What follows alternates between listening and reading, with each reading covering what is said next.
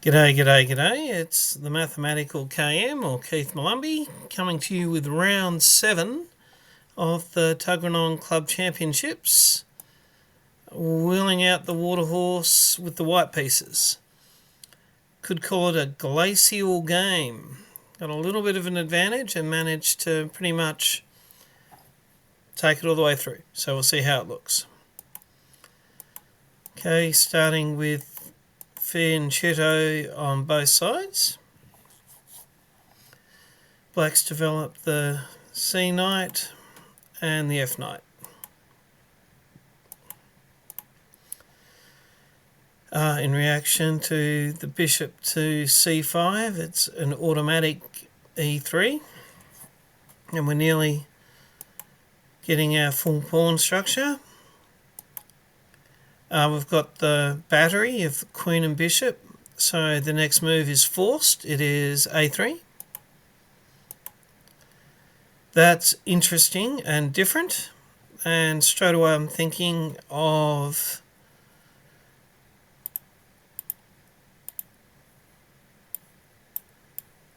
a little bit of a plan already, because the D pawn, sure, it's got a protector, that knight, but we've also got our bishop, so that will be a threat, and it will be a threat to the B pawn.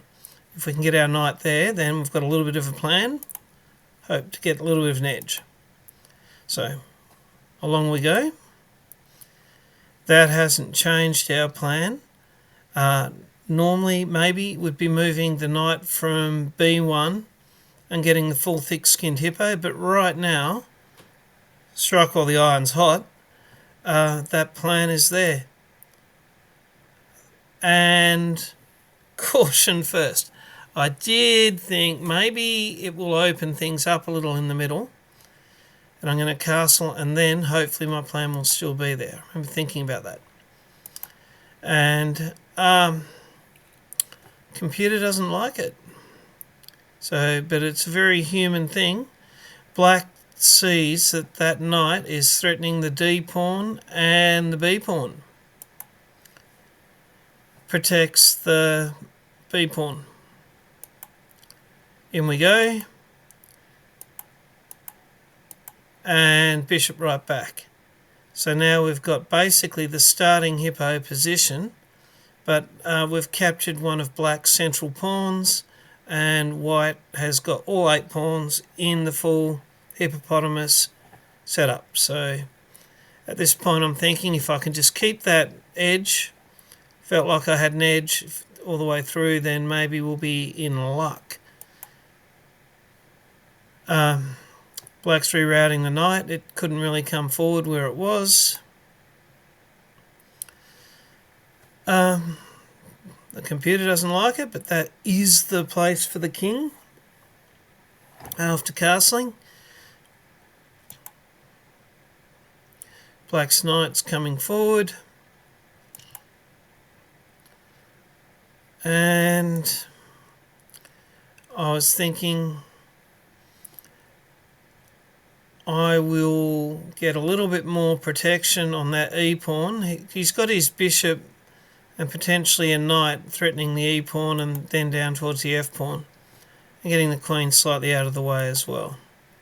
He lines his rook up on the queen. Finally bring my other knight in. Backs his bishop up. A little bit of a mistake. Thought about that myself. Didn't really want to invite his pawn moves, create weaknesses. Didn't really want to invite his knight into D4. But I did want to get rid of it. I think I just asked for it to go away with the wrong pawn. Anyway, in it comes. Did find the best move here. Protecting the C pawn and the other, like E2 and F3, basically controlling that knight. And we'll be able to ask it to go away in a minute. Okay, that was, can I ignore it and ask the knight to go away? I thought, yes. Seeing all these nasty things. The knight moves back. I thought I'll bring my knight around and have a second piece looking at the e5 pawn. He's brought his f pawn forward, and we'll just move our g pawn, keeping it nice and closed, keeping our king fairly protected, even though the pawns are a little more forward than the standard castling over at the black side. Black's rerouting that knight again, and I thought let's have a little bit of a threat on that e-pawn. That move of his knight actually protects the e-pawn, but I thought we've got the edge. As long as we don't go down a pawn, if we can get a few of the pieces off, it might be a little easier to keep that edge. So I wouldn't be that unhappy for the queens to come off here. But black doesn't want the queens to come off. Black's playing an attacking game.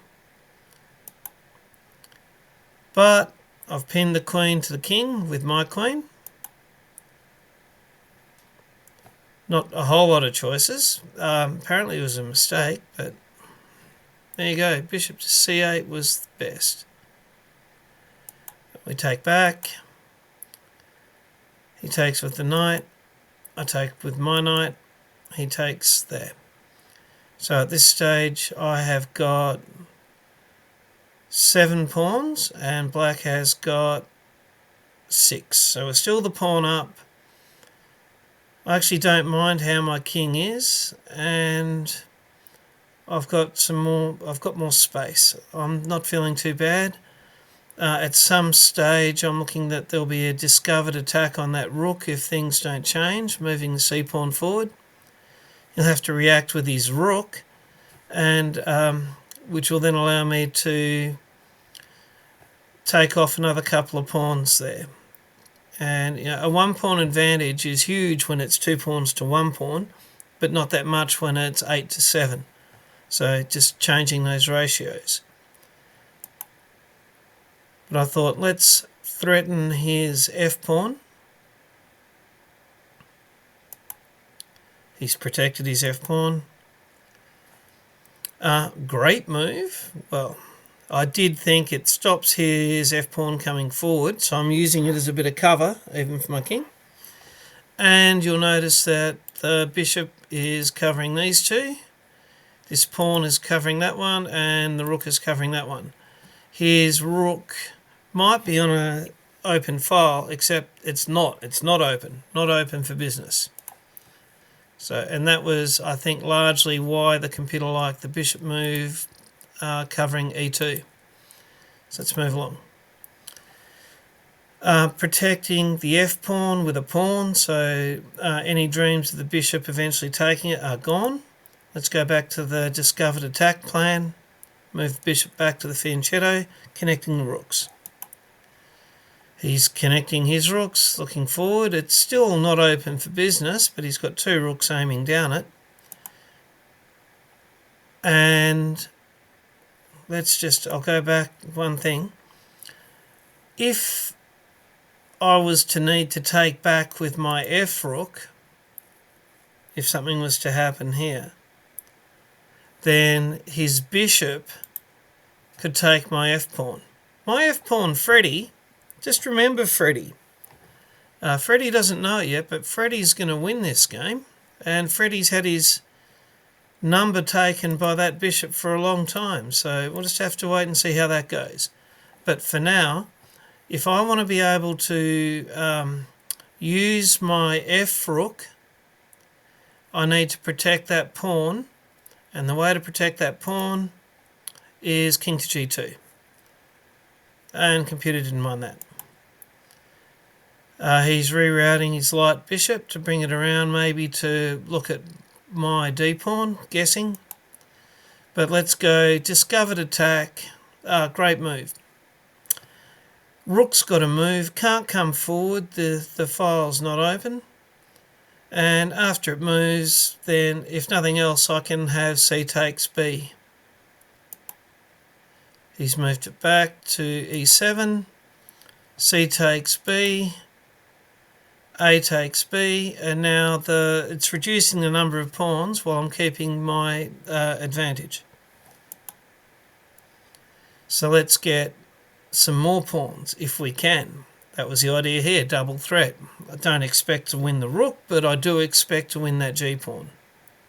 Pretty much immediately, he can't bring his rook to g7 or I'd win the rook. So he's got to move the rook, I get the pawn. So that edge is starting to, you can see on the side of the board there, it's up to 3.2. Just grinding ahead a little. Okay, he's got a bishop on my d-pawn. I've got a bishop protecting it, but he's got a bishop and a rook. I've got a bishop and a rook now. And that was a change that I've sort of been bringing into my game. Instead of just ignoring my opponent's ideas and forcing my own ideas through, particularly in the endgame or late middle, I'm a little more aware of my opponent's ideas and trying to stop them and then advancing my own plans. And that was very much that move, to give me two defenders on the d-pawn.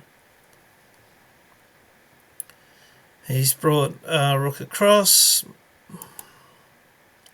I'll take that open file, thinking very much about potentially getting myself more pieces attacking his f-pawn.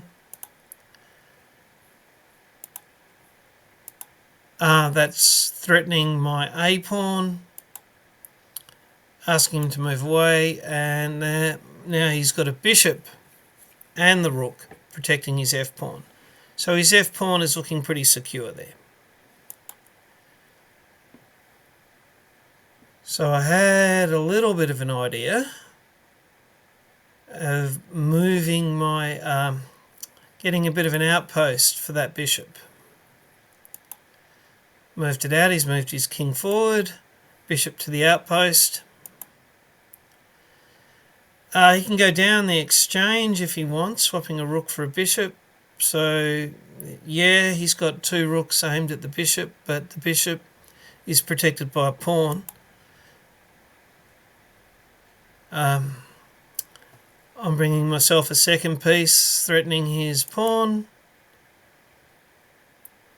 He's threatening my other bishop. I take it. He could swap bishops off if he wanted, but obviously not. Now, this was an excellent move, if I didn't say so myself. I was thinking about this rather a lot at the time.